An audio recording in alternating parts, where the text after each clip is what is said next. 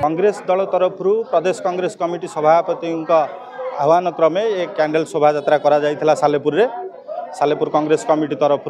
हरिबंधु शतपथी नेतृत्व में आर मूल लक्ष्य हूँ से झीटीर प्रथमे आम माँ पाखे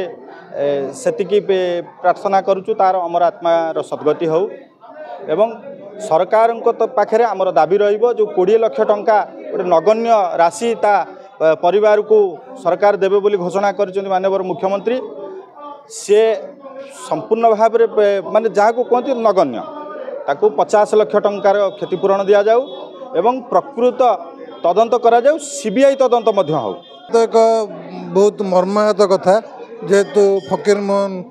यूनिवर्सिटी फकीरमोहन यूनिवर्सिटी छात्री सौम्याश्री शिवी से बहुत जंत्रणादायक मृत्यु रे वरण कर दीर्घ 2-3 दिन है से निजक आत्मदाह दे एवं से एम्स हॉस्पिटल चिकित्साधीन अवस्था मृत्युवरण कर आम एक कैंडल शोभा यात्रा माछुआदिस्थ तारिणी माँ तारिणी मंदिर ठार आरंभ कर सालेपुर बजार देकी थाना रोड आसी माँ साहेश्वरी पाखे पहुँचु आम सहित आमर कर्मी मैंने शह कर्मी आसी जोगदे